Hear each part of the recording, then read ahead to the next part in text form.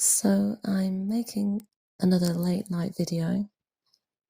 It's 2 o'clock in the morning because an hour or so ago I read a lovely comment which somebody had left on my last video, which was a reading from The Solar Way by Nina Rundakova,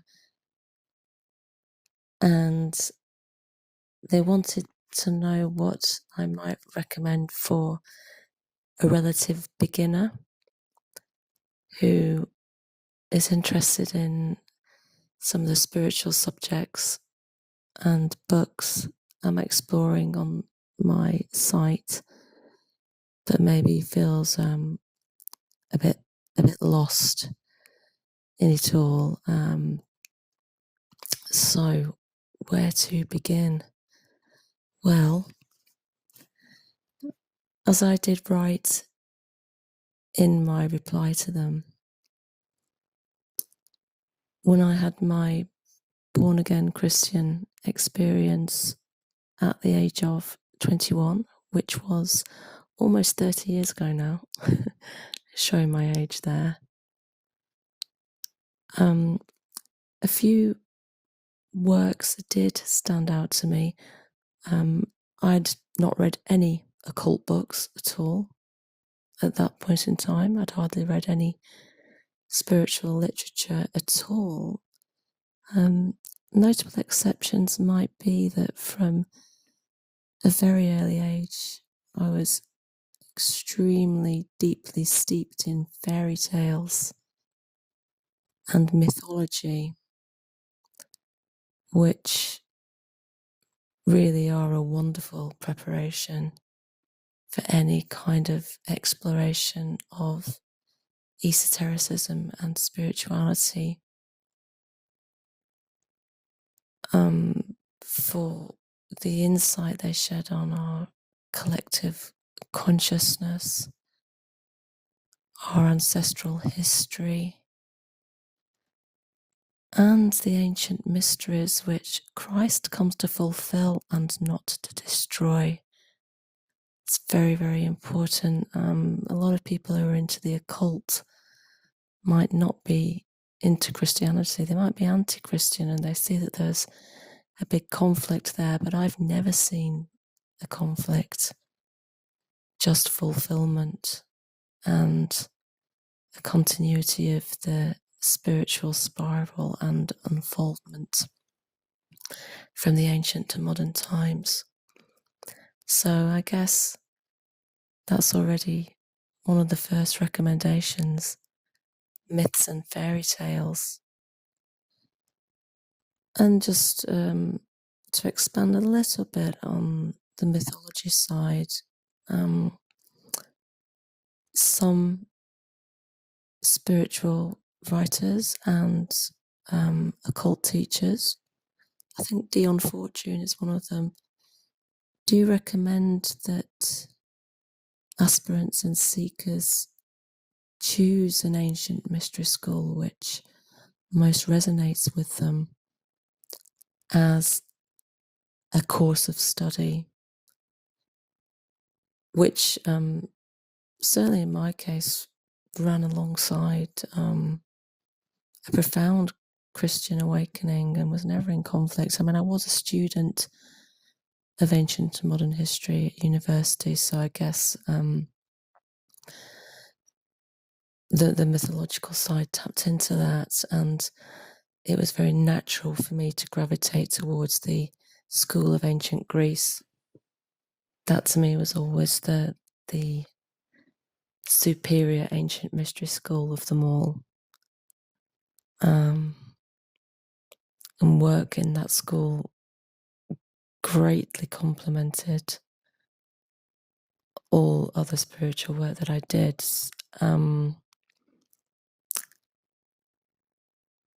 Yeah, it's part of the primordial tradition. All the work we do is within this perennial philosophy, as it's called, the Prisca Theologia. So there are many diverse influences, but they're all going back to this one ancient root, which another term for it might be the synthetic philosophy, philosophie synthetique, wherein the truths of different traditions are drawn out, and it's like panning for gold. We draw the truth from the traditions and we synthesize them and harmonize, resolve binaries, resolve antinomies, to achieve a transcendental synthesis. But before getting too deep again, back to the subject of books, and where to begin reading, or how to orientate oneself on the path. So we've already got our foundation, the fairy tales, mythology, the legends, the Grail tradition as well, the Arthurian mythos. It's important. And for me, back to my born again, there were, as I wrote in my comment, a few books which absolutely, definitely stood out. The first of these was The Prophet by Khalil Gibran, which actually I've begun to read before my conversion and afterwards. Now, this is obviously it's one of the world's most well-loved, well-read spiritual books full stop. It's been translated into, I think it's 137 languages. Khalil Gibran was a Lebanese Christian. So even though the Prophet in some ways can read perhaps like an esoteric Islamic text, actually he was Christian. And that's a profoundly magical book.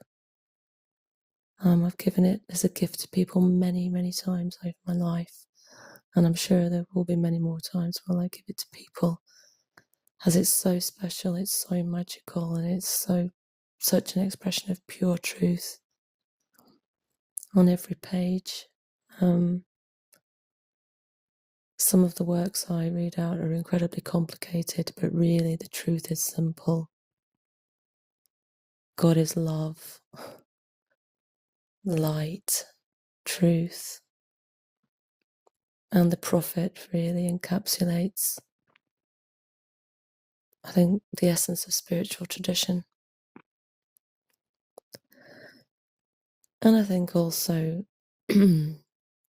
taps into a wider conceptual truth, which is the importance of literature and poetry and novels, which can actually give you more of a spiritual insight than books which are more explicit in their teaching.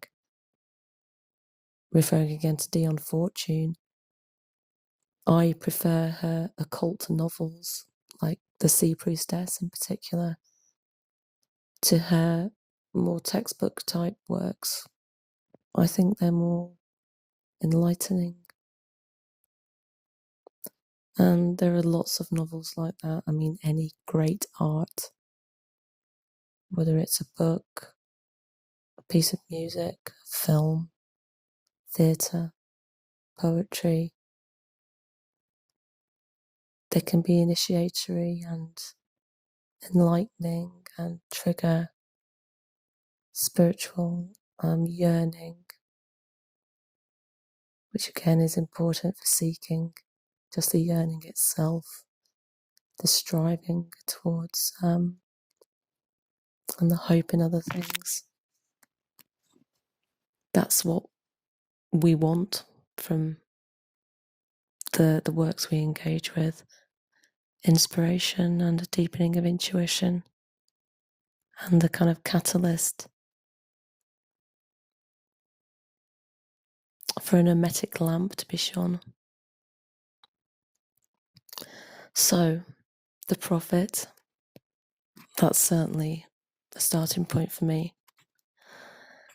And then there was a book which I I was given, which is the amazing book called Prayer by the maverick Catholic theologian Hans Urs von Balthasar.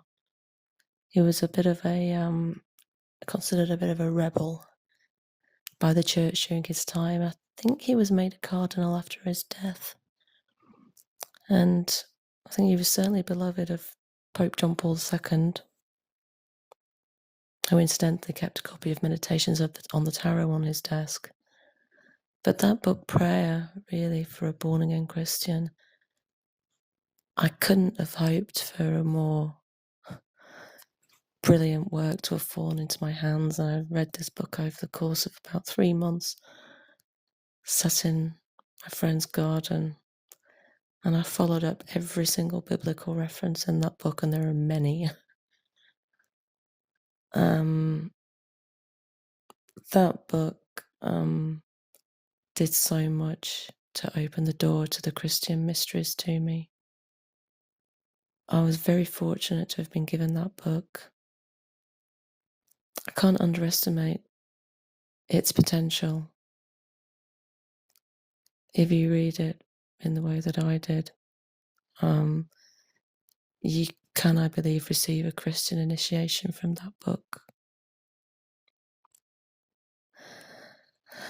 And then this book, Prayer, in turn led me to Meditations on the Tarot, because I was, having loved that, I sought other works by Hans Urs von Balthasar and somehow discovered that he'd written the foreword to Meditations on the Tarot.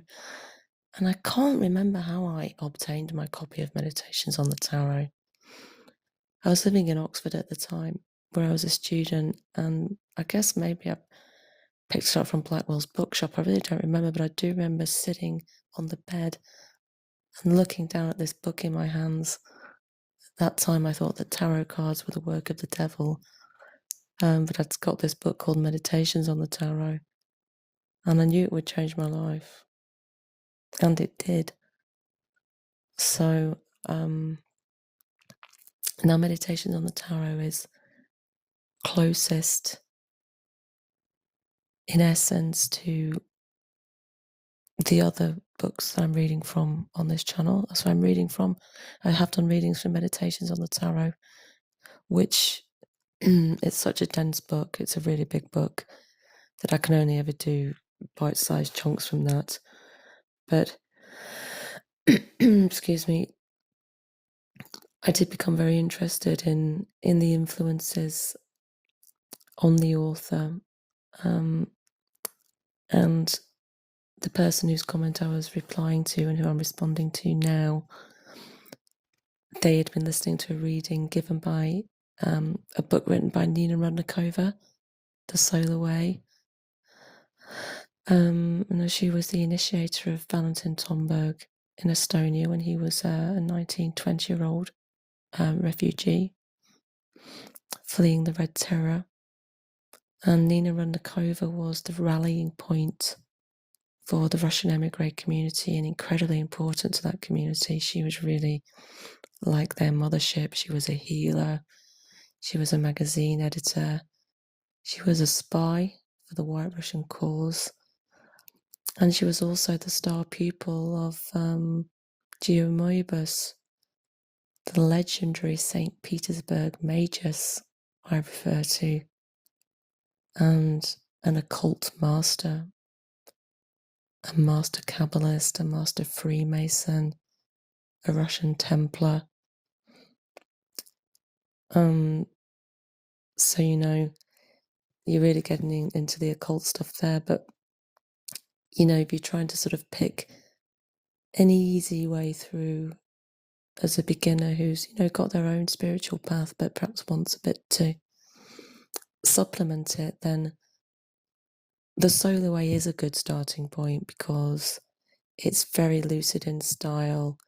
She cuts a lot of the complexity that is inherent in the work of Moebius and Tomberg as well, actually, and certainly Vladimir Shmakov, Nina. She's a bridge between them all. easily comprehensible, like I say, and lucid, and as the commentator rightly points out, she has the ring of truth because she just so clearly gets to the point. She is more influenced, perhaps, by Eastern spirituality than Valentin Tomberg himself, who was very definitely Christian and converted to Catholicism, albeit a bit of a maverick, because he did believe also in reincarnation. And he'd be considered heretical by a lot of regular Catholics. But he's not entirely similar to Nina Rodnikova because she is a theosophist. And you'll see a lot of theosophical ideas expressed there, but not exactly like Madame Blavatsky, because Nina Rodnikova benefited from having been taught by Moebius. And she was the star pupil, and she was the one who preserved the notes of the tarot miners. So her book, The Solar Way, it's quite small, it's easy to read.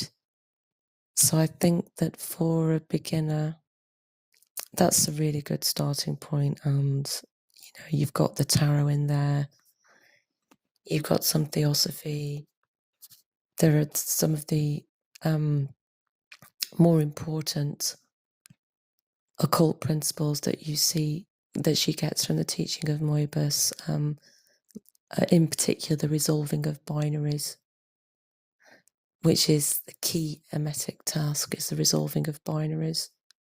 And she presents that in a very clear way.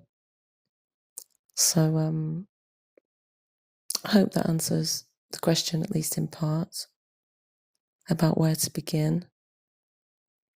And also I would say, tune into the radio, see what messages come over the airways. Certainly a constant for me, and incredibly important in the beginning, music, because it's alive. And if you listen to music in a particular way, you will receive messages from the divine. Those immortal words, I heard it on my radio, ring as true now as they did then. You will hear it on your radio, just make sure you get the right station. But if you're in the right frame of mind and the right song comes on, then you should take it as a gift from God and a message and a guidance and a sign, and one that can keep you going indefinitely. And remember as well that, I can't remember where in the Bible we're told, but we are told that God's preferred mode of prayerful worship is music. Those airways, it has the ability to rise all the way to the top. It's the ladder to the roof, the ladder to the top. So keep tuned in.